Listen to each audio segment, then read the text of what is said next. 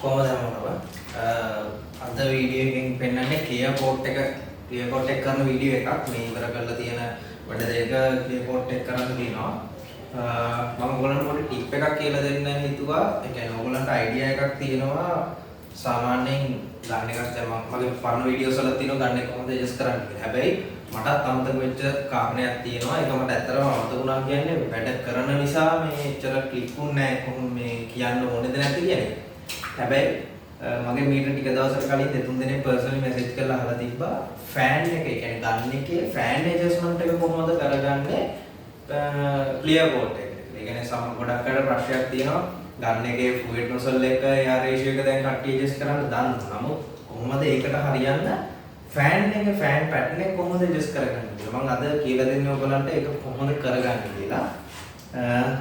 මේක එරෝප්‍රෝ මම ඔයගලන්ට කලින් වීඩියෝ එක දාලා තියෙනවා මම දැක්ක මේ මොකද යූස් කරන ගන්න එක. මේ හැම එකම බේසික් හැම ගන්න එකටම ඉෆෙක්ට් වෙන එකක්. ගොඩක් HVLP ගන්න වලට LVLP ගන්න වලට මේ මොහොතේ ලංකාවේ පාවිච්චි කරන ගන්න වලට සහ ලෝකේ මේ මොහොතේ පවතින ගන්න හැම එකටම මේ ක්‍රමය මේ වෙනවා.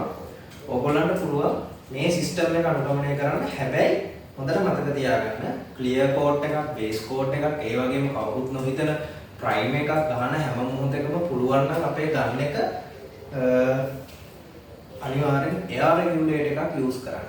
මම මේක කියන්නේ ලංකාවේ ඇතුලේ වැඩ කරන පරණ වැඩ කරන කට්ටියක් ඉන්නවා. එහෙම සමහරව ඉන්නවා වැඩ කටින් වැඩ කරන කට්ටිය. ඒගොල්ලෝ සමහර කට්ටිය කියනවා ගන්නවා මේ රෙගියුලේටර් ඕනේ නැහැ කියලා. හැබැයි ප්‍රොෆෙෂනලි වැඩ කරන පරණ කට්ටිය ඉන්නවලට ගන්න එකට රෙගියුලේටර් එකක් ඕනේ නැහැ. හැබැයි ඒගොල්ලෝ දශමයටම වැඩේ දානවා. මම රෙස්පෙක්ට් කරන මිනිස්සුන්ට.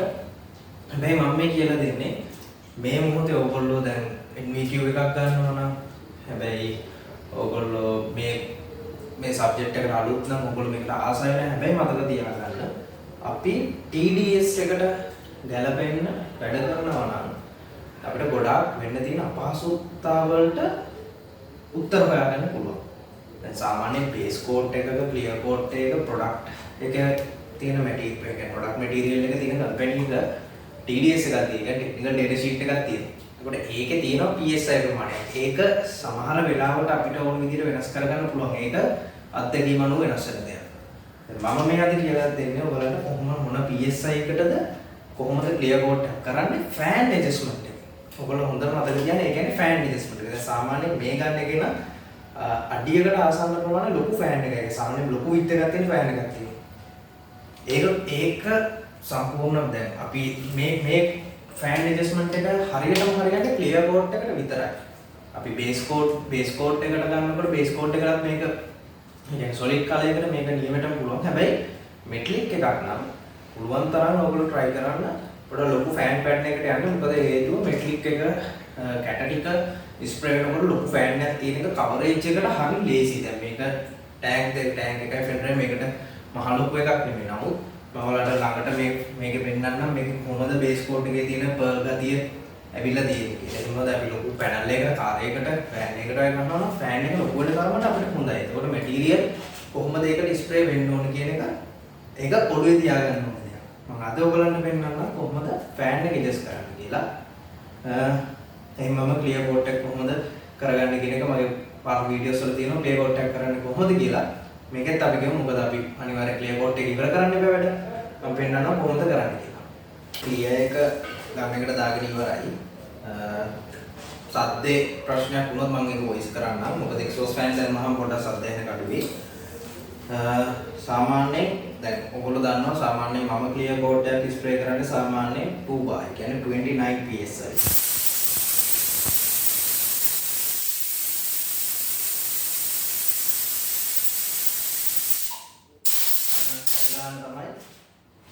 ඕක තමයි ෆෑන් මේ මගේ එයා ප්‍රෙෂර් එක. දැන් මම මේ ෆෑන් එක සම්පූර්ණව වහලා තියෙනවා. ඒකට ඔයගොල්ලන්ට පේනවා ඇති. සම්පූර්ණ තනි කෙලින් තමයි ෆෑන් යන්නේ. ඔයගොල්ලන්ට ඔය පේනවා. හැබැයි ඕකෙන් අපිට ක්ලියර් එකක් කරන්න බෑ. බේස් කෝට් එකට ඒක වුණොත් ක්ලියර් එකක් කරන්න බෑ. ෆ්ලුයිඩ් නොසල් එක ඇඩ්ජස්ට් කරන හැටි මම ඔයාලට කියලා දීලා තියෙනවා. ගන්න එක සම්පූර්ණ ට්‍රිගර් කරගන්න. මේ ෆ්ලුයිඩ් නොසල් එක සම්පූර්ණ එළියට ගන්න. එළියට නම් ආපහු වුණ ගන්න. සම්පූර්ණ ට්‍රිගර් කරන්න ට්‍රිගර් කරලා ඒ කියන්නේ මිරිකන්න ගන්න. එතකොට එතන මිරිකගෙන ඉන්න ගමන් ඔයගොල්ලෝ තද කරන්න ඔරලෝසුවේ කට්ට කරගෙන ඇත්තට. එතකොට ඒක තද කරනකොට ඔයගොල්ලන්ට එක තැනකදී තේරෙනවා මේ ට්‍රිගර් එක පොඩ්ඩක් ඉස්සරහට මූව් වෙනවා. එතන ඉඳලා එතන නවත්ත ගන්න. එතන නවත්තගෙන ගන්න එක පොඩ්ඩක් ප්‍රෙෂර් කර කර බලන්න 29 35 අතර ප්‍රෙෂර් ගේජ් එක ඔයගොල්ලෝ පොඩ්ඩක් ඒක නතර කරගෙන බලන්න. කොතනද ඔයාලට හොඳ වෙනස. ඔයාලට වයිට් ගන්න එක වයිට් ඕපන් තැන ඉඳලා වට දෙකක් වෙන්න පුළුවන්. වට එකක් වෙන්න ඒ ගන්න එකකින් ගන්න ඇඩ්ජස්ට් වෙන්නත් පුළුවන්. එහෙමම තමන් කරන වැඩේ සහ තමන්ට හුරු විදිහ අනුවත් වෙනස් වෙන්න පුළුවන්. ඒක ප්‍රශ්නයක් නෑ. ෆෑන් පැඩ් එක වෙනස් කරනවා. දැන් මම මේ ෆෑන් පැඩ් එක මේක ලොකු ෆෑන් එකක් තියෙනවා. සම්පූර්ණ ෆෑන් එක ඕපන් කළොත් ඔයාලට මේ ලොකු ෆෑන් පැඩ් එකක් මේකේ තියෙනවා. මේක ගත්තොත් එහෙම හැබැයි මේකම නෙමෙයි අපිට ගන්න එකක් ඇඩ්ජස්ට් කරගන්න. ඔක ඇඩ්ජස්ට් කරගන්නවා කියන්නේ ෆෑන් එක ඇඩ්ජස්ට් කරගන්නවා කියන්නේ සම්පූර්ණ වයිට් ඕපන් වෙනකන් ඇඩ්ජස්ට් කරගන්න එක හොඳයි මෙටලික් ෆිනිෂ් එකකට. ක්ලියර් කෝට් එකට ඒක හරියන්නේ නැහැ. මම ඔයාලට කියන්නේ බේසික් සෙටප් එකක්. අපි කොහොමද හරියටම ගන්න එක ඇඩ්ජස්ට් කරගන්නේ. දැන් අපි ප්‍රෙෂර් එක තියාගන්නවා. ළඟට ගත්තොත් එන්නම දකින්න. දැන් එයාර් රෙගියුලේටර් එක 29 PS එක කියන්නේ 2 bar වලින් නතර කරලා තියෙන්නේ. ඊට පස්සේ අපි ෆෑන් එක සම්පූර්ණ ඕපන් කරගන්න ඕනේ. ෆෑන් පැටර්න් එක සම්පූර්ණ ඕපන් කරගන්න. එතකොට ඔයගොල්ලන්ට මේ පේනවා ලොකු පරාසයක ෆෑන් එක විහිදෙනවා. හැබැයි මේකත් අපිට මදි හරියටම හරියන්නේ නැහැ ක්ලියර් කෝට් එකට. ඊළඟට අපිට බලා ගන්න ඕනේ ඔය ඔයාලට පේන්නේ 29 PSI වලදී කොහොමද ෆෑන් එක ෆුල් ඇරියාම වැඩ කරන්න කියලා. ඊළඟට අපි ෆෑන් එක 29 PSI වලින් නතර කරගත්තට පස්සේ ෆෑන් එක අපි ඒ කියන්නේ ට්‍රිගර් කරන ගමන් අපි ට්‍රිගර් කරන ගමන් ෆෑන් එක ආපස්සට ඒ කියන්නේ පොඩි පැත්තට කරකවනවා. අපි පොඩි පැත්තට කරකවනකොට එක තැනකදී එයා රෙගියුලේටර් එකේ කට්ට PSI එකක් විතර එහාට මෙහාට යනවා. අපි ඒක හොඳට බලාගෙන කරන්න ඕනේ. ෆෑන් එක සම්පූර්ණ ඇරලා එයා එක සෙට් කරගන්නවා අපේට ඕනේ ප්‍රෙෂර් එකට. ඊළඟට ෆෑන් එක අපි අනිත් ආපස්සට කරකවනකොට ෆෑන් එක PSI එකක් විතර කට්ට එහාට මෙහාට යනවා රෙගියුලේටරේ. ඒක තමයි අපි හරිම තැන ක්ලියර් කෝට් එකකට ෆෑන් ඇඩ්ජස්ට්මන්ට් එක කරන. අපි යන්නේ එතනදී ෆෑන් එක නතර කරගන්න ඕනේ. ඕක තමයි ක්ලියර් කෝට් එකක් කරන්න හොඳම සෙටප් එක ගන්න එකක. ඒක හැම ගන්න එකටම පොදුයි. ඒක හරියටම පොඩි PSI ප්‍රමාණයක් තමයි එහා මෙහා යන්නේ. ඒකින්ද ඒක හොඳට ඔලුවට ගන්න. ෆෑන් එක සම්පූර්ණ ඇරලා තියෙන. ෆෑන් එක සම්පූර්ණ අරින්න සෙට් කරගන්න ඕගොල්ලන්ගේ එයාර් රෙගුලේටර් එක ඔයාලට ඕනේ PSI ප්‍රමාණයට. එතන ඉඳලා ෆෑන් එක ට්‍රිගර් කරන ගමන් ආපස්සට ෆෑන් එක අඩු කරන පැත්තට කරකවන්න. කරකවන මොහොතේ එක තැනකදී ඔයාලගේ එයාර් රෙගුලේටර් එකේ කට්ට උඩට යන්න පටන් ගන්නවා PSI එකක් විතර. එතෙන්දි නතර කරගන්න. ඒක තමයි ඔයාලගේ තියෙන හොඳම ෆෑන් පැටර්න් එක. අඩු කරන්න. එතන ඉඳලා ෆෑන් එක වයිඩ් ඕපන් කරන්න. වයිඩ් ඕපන් කරලා එතන ඉඳලා චුට්ටක් එහෙම ගන්න එක රිවර්ස් එකට ගන්න. එතකොට ඔයගොල්ලන්ට PSI කට්ට එකක් උඩට යනවා. එන්න එතනින් නතර කරන්න. ඒක තමයි ෆෑන් එක. ඒ කියන්නේ ක්ලියර් කෝට් එකට හරියන ෆෑන් ඇඩ්ජස්ට්මන්ට්. පොඩි දෙයක්. හැබැයි ලොකු වැඩක් වෙන දෙයක්. මොකද ලොකු ෆෑන් එකක් ඇරියාම ඩ්‍රොප්ලස් ගොඩාක් එළියට යනවා. එතකොට ඒක අවකාශය කියන්නේ දැන් පේන් බූත් එක කරන්න ඇති කට්ටියට ඕක ආපහු රිවර්ස් වැටෙනවා පැනල් එකට. ඒක කොච්චර ෆිනිෂ් කරත් දරන්නේ. අනිත් එක තමයි මම මේ වීඩියෝ එකම ඔයගොල්ලන්ට කියලා දෙන්නම් එකක්. ඕගොල්ලෝ දැකලා ඇති පික්චර් ෆ්‍රේමින් කියන්නේ. ඒ කියන්නේ ක්ලියර් කෝට් වල ගොඩක් ප්ලාස්ටික් පැනල් වල චූටි කෑලි. ඒ කියන්නේ බයිසිකල් පාර්ට්ස් වල එහෙම මේ එජ් වලට වැඩේ ඉවරුනාට පස්සේ ක්ලියර් කෝට් එක තට්ටු විදිහට චූටි රැඳිල්ලක් රැඳිලා තියෙනවා. ඒකට අපි කියන්නේ පික්චර් ෆ්‍රේමින් කියලා. පික්චර් ෆ්‍රේමින් වෙන්නේ හේතුව තමයි මෙහි කට්ටිය ගොඩක් ලෝභ වෙනවා ක්ලියර් කෝට් එකක් බේස් කෝට් එකක් වැඩේ ඉවර කරලා. හොඳට මතක තියාගන්න. අපි ක්ලියර් කෝට් එකක් විශේෂයෙන් ක්ලියර් කෝට් එකක් කරනකොට අපි කරන පැනල් එකේ ඉඳලා අඟල් 6ක් එළියට අඩුම ගන්න එක මූව් කරන්න ඕනේ.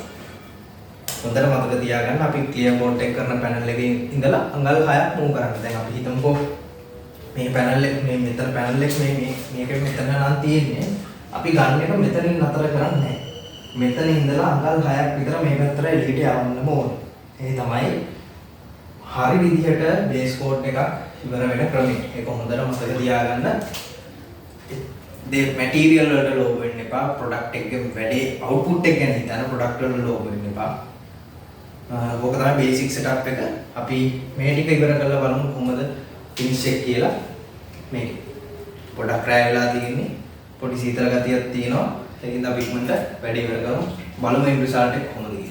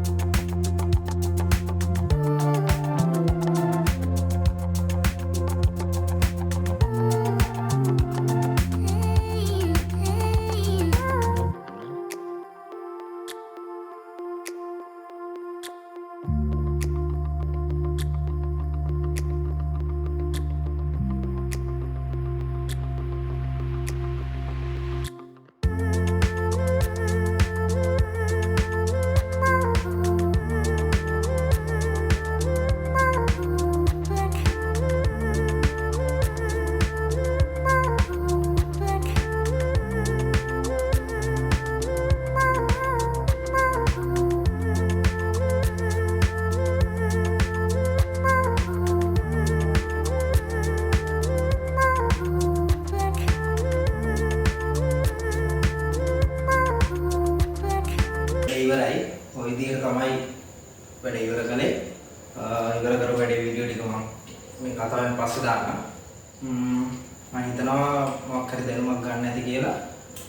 ෆෑන් ඇඩ්ජස්ට්මන්ට් එක. එතකොට පික්චර් ෆ්‍රේමින් එකක් නැතුව කොහොමද පැනල් එක ඉවර කරන්නේ?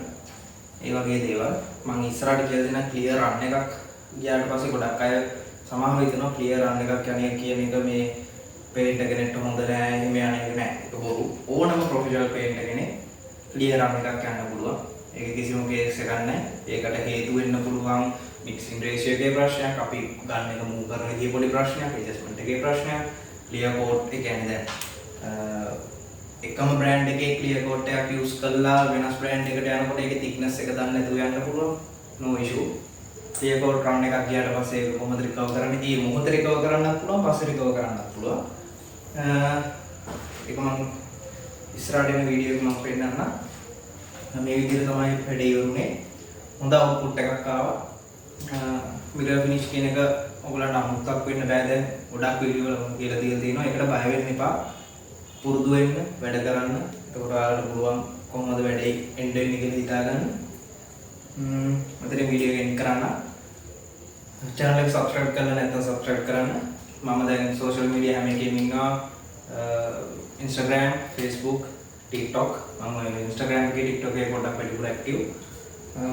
මේක පොඩි ප්‍රෑ ඉවර කරපු වැඩක්. මම ඉඳලා ඩස්ට් එක එන්න කලින් සත්තු එන්න කලින් lights off කරන්න ඕනේ.